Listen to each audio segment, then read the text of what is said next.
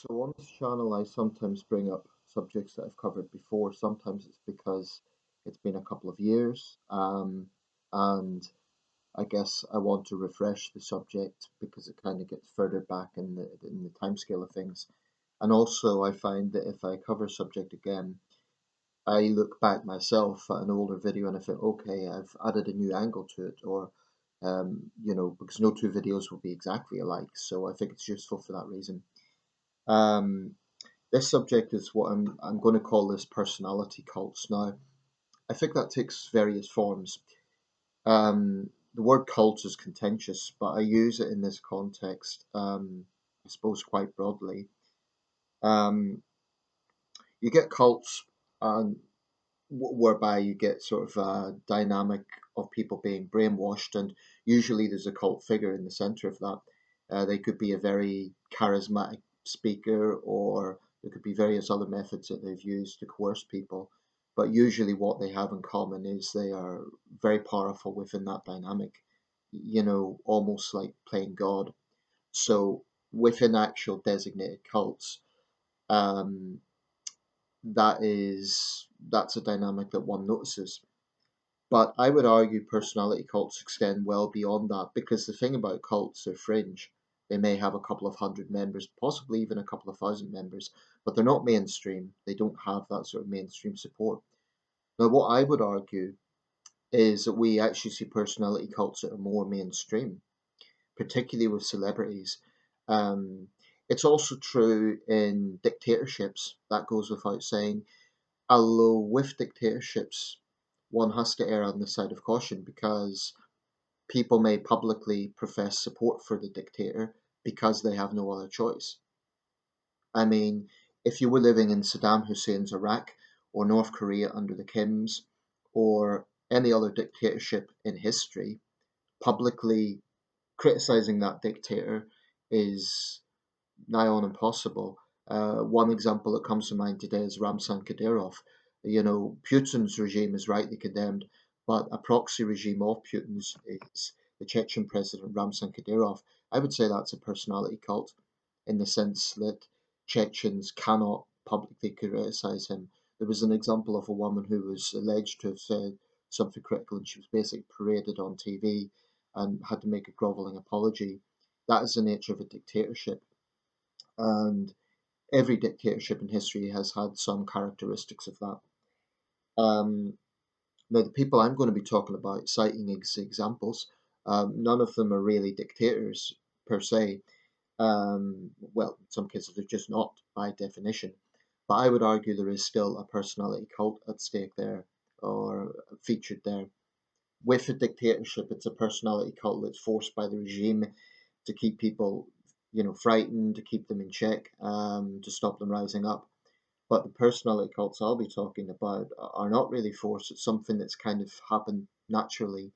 But why is it a personality cult? And how would I define a personality cult?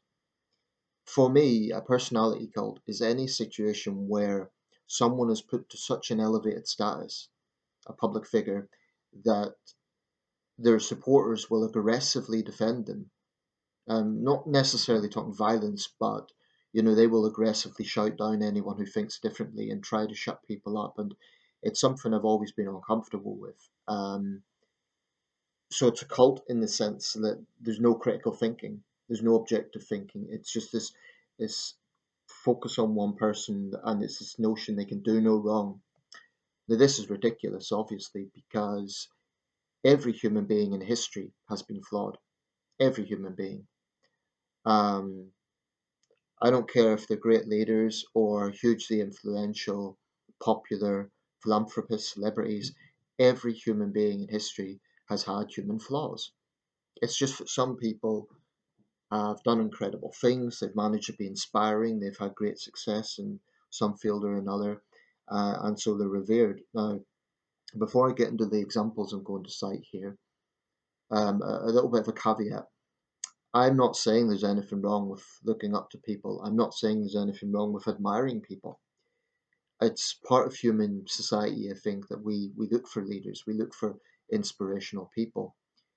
Time magazine does a Time 100 every year. a list of the people they deem to be most influential from all walks of life, business, politics, showbiz, and so on. I have no problem with admiring people. There's a lot of public figures I admire, but none of them would I say, oh, you cannot criticize that person. And here's the problem: if anyone thinks outside the box, they're immediately pounced on by the supporters. But it isn't just that; it's also that some ridiculous conclusions are made. Well, they must be jealous. What have you done with your life in that sense? It's kind of like it's a very cynical way to shut down discussion and debate, because public figures are often very influential. Now, I think if someone's influential, it's valid to discuss their influence and their legacy, good and bad. Um, so I've always been uncomfortable with this mindset of you cannot criticize this person. It's a very ignorant way of looking at someone's legacy to say that to put them to such a status that they're beyond reproach. That's absurd. No human being is beyond reproach. Now I'm going to cite the examples. I've got about 1, 2, 3, 4, 5, 6, 7, 8. I've got 8 here, and there will be more, but I'm just using these as examples. What I'm going to do in each case is talk a little bit about the person. None of them need an introduction; they're all very famous, um, and why I think that they fall into this category. Now, I'm not saying they're cult leaders. I'm saying that there is a personality cult around them to the point where people cannot say anything against them. Otherwise, their supporters will just jump on them. I understand people being loyal and defensive, but where I really have a big problem is trying to silence people and trying to say um, this person is above critique. By all means, disagree, but don't say that a person is above critique, that someone is so wonderful or so outstanding that they're above reproach. That is ridiculous. Okay, I'll just get into it. Muhammad Ali, now, for me, this may be the most useful example because I think it's very strong. I'm, of course, referring to the great heavyweight boxer. I'm not talking about there was an Egyptian nationalist leader in the 19th century, Muhammad Ali Pasha. This is Muhammad Ali, a heavyweight boxer, probably the most famous sportsman of the 20th century, one of the most famous people of the 20th century. It was a huge news story when he passed away. I get it. Ali was very charismatic. He was an exceptional athlete, and particularly in later in life, he did do a lot of humanitarian things. But none of this changes the fact that for a big part of his adult life, Muhammad Ali was a race baiter. He supported segregation. Now, when I've raised this issue, particularly in boxing forums, the the attitude is usually, oh well, if you were a black man at that time, you would have felt the same way. That doesn't explain the fact that other great black fighters of that era, Joe Frazier, George Foreman, Sonny Liston, etc., none of them race baited the way Ali did. And I think he created a negative part of the sport by popularizing trash talking to the point where it went beyond just hyping a fight. I think sometimes he could be crude. He could be very disrespectful. I think the way he treated Joe Frazier was disgraceful. I know Foreman's tried to downplay this, but I do think there was times Ali crossed the line. His attitude to race was obvious. There's a famous interview with Michael Parkinson, the late Parkinson, and people were acting like Parkinson had lost that debate. I actually think Parkinson had the upper hand. He rattled Ali because he touched on things that were very true. Ali supports segregation. He publicly opposed miscegenation at a time when mixed race couples face very real discrimination. Um, so that's his record. All I'm saying is, if we're going to talk about him being a great fighter and a great public figure, that is also part of his legacy. And in my opinion, it's not a very honourable part. He race baited. He stoked up divisions. He didn't build bridges. He stoked up divisions. So why does that get exonerated? And I'm not just talking boxing forums.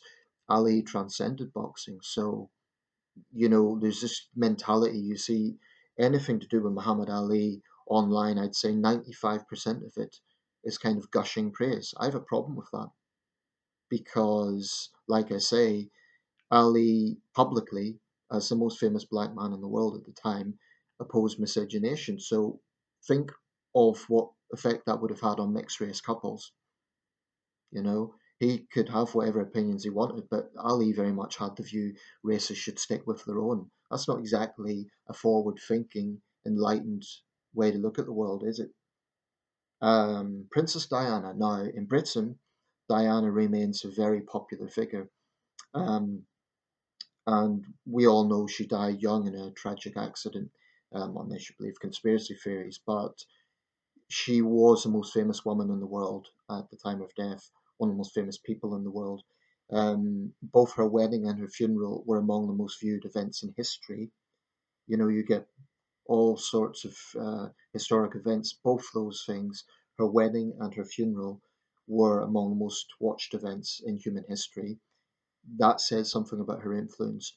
I think she was a genuinely compassionate woman. I think she deserves a lot of credit for her work on landmines and taking down the taboo from AIDS.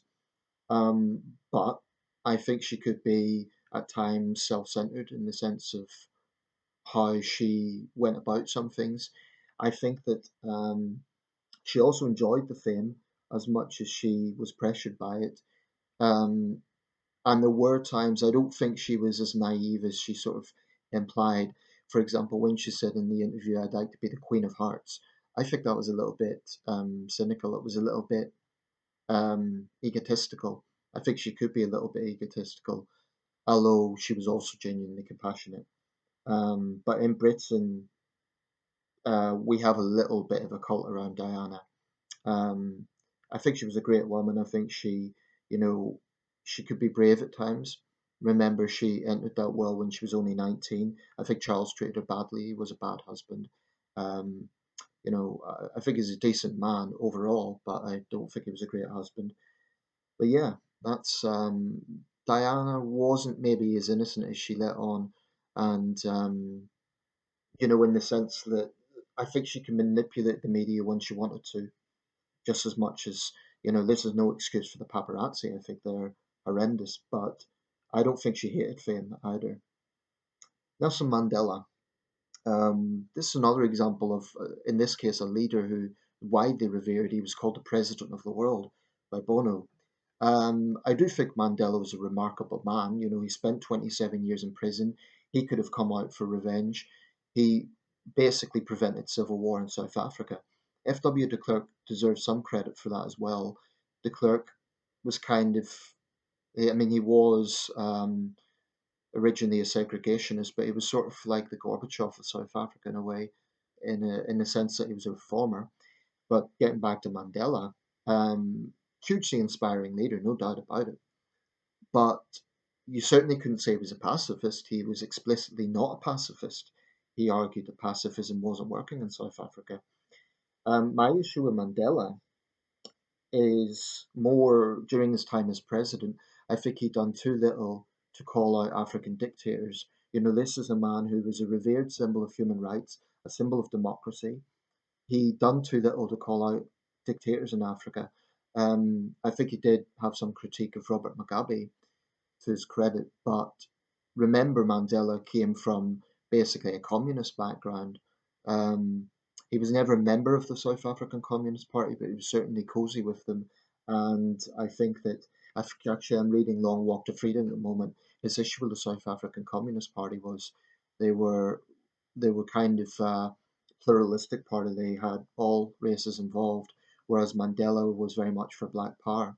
That's an interesting thing about his early struggle. He wasn't really interested in white liberals who wanted to help out the movement. He felt that blacks should be able to show it themselves. So that might surprise some people reading his memoirs. Very enlightening, it's very interesting, but I feel he didn't do enough to call out dictators in Africa on the grounds of kind of a Pan-African outlook. He was very critical of the West. That's not a criticism. He was right about Iraq, but I do think he was too silent when it came to African dictators. Um, Winston Churchill, our revered wartime leader, the greatest Britain. Without question, Churchill was a great leader. We needed his leadership in World War II, and I think he deserves all the credit that comes his way for that. Um, blood, sweat, tears, and toil. We needed that in that context at that time. But I don't think it's woke or diminishing his achievements to say he did have dubious views. Let's just say it. Winston Churchill had racist views. The way he spoke about herds in Iraq, talking about gassing them, the way he spoke about basically a lot of minorities. This wasn't just politically incorrect; it was quite pretty bad, even by the standards of the time. Now, I don't think that if someone highlights that, they are being unpatriotic or they're ignoring his wartime leadership. I think with Churchill, there should be a balanced approach. I know some Indian nationalists vilify Churchill. They say he caused the Bengal famine. I don't think it's as black and white as that. Um, with the Bengal famine, you have to look at the wartime context. Supplies were it was total war. So I don't really go along with the argument the Bengal famine was a genocide. I think probably the colonial authorities could have done more, but some of the claims that Indian nationalists make, like it was a deliberate attempt to starve off Indians, well, that doesn't make sense. We needed all the manpower we could get across the empire, to defeat Imperial Japan and defeat Germany. So I don't accept that it was an act of genocide because the intention wasn't there. But anyway, that's one of the things that's cited against Churchill. His legacy in the Dardanelles campaign is another one. Um, Bear in mind, in the 30s, Churchill was a pretty unpopular figure, but remarkable man. And I do think any assessment of Churchill has to look at the whole picture. You know, there is some on the left who vilify him, but frankly, there's some on the right that idolize him to a point beyond objective thinking. And I think it has to be acknowledged that he had that dubious side as well. He could also be cantankerous. Apparently, he could be quite difficult company. But that's, just an example of what I'm talking about, the flawed part of being a human being. John Lennon, great musician. Um, I genuinely think he was a very talented musician. I've got his singles. Um, Obviously one of the Beatles, but also as a solo artist. Now, for me, the issue with Lennon, he was a hypocrite. He spoke about feminism, yet he treated his first wife, Cynthia, pretty bad, including alleged domestic violence. Um, he also, spoke about socialism, and yet he was a multimillionaire. Now, I personally don't have anything against someone getting financial success from success, but I saw a meme recently, not a meme actually, it was a photograph, the famous Love-In with John and Yoko Ono at the hotel suite in New York City, and it kind of said John and Yoko waiting for the maid to clean up, and the irony was they're talking about world peace and socialism, but here they have a bit of it's clearly privilege. Um, but yeah, Lenin could be a bit of a hypocrite in that sense, particularly on the feminism issue. Um, Mother Teresa. Mother Teresa, this is maybe a little bit less contentious than the others because she's not quite as revered as highly outside her own community, that is Christians. But yeah, Mother Teresa, at the time Christopher Hitchens criticised her and he got a lot of heat for it. But some of the things she advocated were incredibly reckless. For example, she would not use correct sanitation and cleaning methods for her patients if they died. She said it was God's will. She had the resources and the influence to get the proper medical facilities for those people, and she didn't. She instead put it all this narrative on God's love, which is all very well, but I do think there was that dark side of Mother Teresa in the sense that she didn't do what she could have done with the position she was in, and in the late 90s that was just unacceptable. I think uh, and then all the sisters that were under her all followed her guidance, and it was this attitude of, well, if a patient dies, it's God's will, rather than trying to help them with preventable, sanitation, cleanliness, etc. There's a lot of documentaries now about this. So Mother Teresa's legacy, I think, has been damaged. I think Christopher Hitchens was right in that regard. Um, Michael Jackson. Um, the thing about Michael Jackson, a lot of this depends on where you lie with his whole trial. Now, I'm honestly undecided on that. I'm honestly don't know was he guilty or not. Some people are adamant that he was innocent. I will say this: if he was innocent of any criminal offences, at best it can be said he was astonishingly naive to think that a grown man could sleep with underage boys, and for him to fail to see the optics of that, I think at best it could be said he was incredibly naive and reckless to do that, even if no crime took place. Nothing sexual actually took place. I think it was reckless. There were also times he could be a bit of an egomaniac. During the history tour, for example, the giant sculptures of Michael Jackson coming down the Thames. Now, all artists sell themselves, it's part of show business, and Michael Jackson was incredibly skilled at this. He was a great showman, he was a great promoter. It's one reason he was such a great entertainer. Again, I don't want to be a hypocrite. I've got his CDs, I like him as a musician, but I do think there was an ego side to Michael Jackson. And it was kind of matched with real generosity. He was incredibly generous with charities, but I think it's just the nature of show business. The same could be said of Elton John and probably Prince and others. And the last person I'm going to cite is Greta Thunberg. I think she's kind of an example of this in the contemporary era. Now, a lot of critics of eco-zealots, myself included, are very critical of Greta Thunberg, and I do think that some of the things that she comes out with and others like her, talking about billions of people dying within a few years. Yesterday was Earth Day. Um, yeah, we should take the planet seriously. We should take ecology very seriously. But saying that billions of people will die in a few years is just reckless, and it's actually unethical, I think, to scare children that way. But with Greta Thunberg, what you have here is a teenage girl. She's now a young woman who came from a pretty privileged background and took it on herself to think she could lecture world leaders. She has zero experience in the sense that she has never done, never taken any course. She's not a climate scientist. She really has no expertise to fall back on other than populism. The thing I would say about Greta Thunberg is she's a real left wing populist. She really puts it out there that um, we need to save the planet, and to hell with world leaders, what do they know? The problem with Greta Thunberg is she doesn't understand or she doesn't care. The world leaders have to balance out a lot of considerations.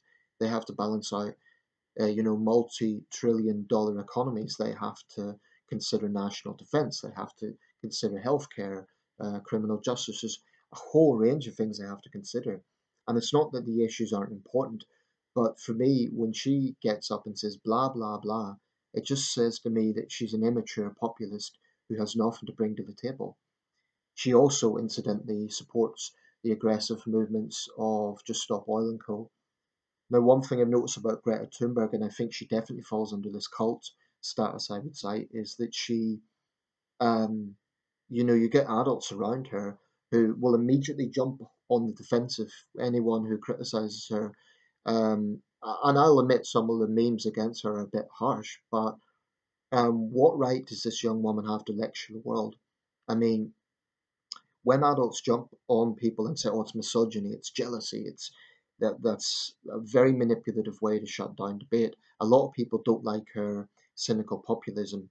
A lot of people don't like her black and white view on this because it is far too overly simplistic. Um, Climate scientists all say we need to take more action, but the intergovernmental panel on climate change, even they don't say that billions of people are going to die in a few years. So I would say Greta Thunberg is very much an example of a cynical contemporary populist. And I'll cite one more, but this is on a much smaller scale because this character is more well known in Britain rather than internationally. George Galloway. Now, I wouldn't say Galloway is famous around the world. Perhaps some in the US know him, some in the Middle East, but this is more within the UK. And even then, it's not across the country. I think most people in the UK see him as a fringe figure, which he is. But I think with Galloway, you do get the cult-like support among his fans. I mean, I experienced that when I made a video critical of him. They jumped on me, just, and that's fine. They've got a right to defend him, but um, there's a real obvious lack of objective thinking there. Um, so I would say with Galloway, there is that to an extent. I remember watching the votes in Rochdale. Galloway took a long time to turn up, and when he did, he had his grand entrance. He took his trademark hat off. And no, I did not steal this hat from George Galloway. But yeah, he turned up, and I think the guy's an egomaniac. I mean, if you look at his videos, it's like wonderful maiden speech by new MP, and then you see it's George Galloway's own channel. What other MP would be so obviously egotistical as that? At least in this country, it's Trumpian style ego. Is it Donald Trump? I haven't mentioned Trump. My goodness, how could I omit Donald Trump? Well, it's obvious there with his support base. There's an obvious personality cult. People who are prepared to use violence. So with Donald Trump, it's a given. I didn't even mention Trump. It didn't come to me. But Trump is an obvious example. So anyway, I'll wrap this up. To reiterate, I really, really have no problem with admiring someone, being loyal to a musician, or defending someone within reason. Within reason. What I have a problem with is taking any critique of a public figure as a way to just pounce on them, to just silence them, to just um, attack them to the point where they're above, insinuating that they're above reproach. Now, of course, it goes the other way, where you get unfair critique. I've defended J.K. Rowling. I think she's had a lot of abuse from the trans lobby. I've never said that people can't disagree with her. I've never said trans activists have to agree with J.K. Rowling.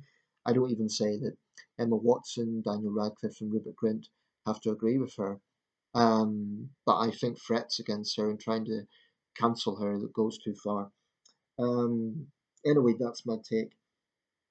In a way, I almost hope this video provokes a bit of a reaction. Not that I'm trying to be provocative, but I honestly think this has to be said. And none of this is about jealousy. So anyone who responds to this saying, dude, you're just jealous, it's an idiotic, very close-minded response. But I have seen this on critique about all of these individuals. That's why I've explicitly cited them.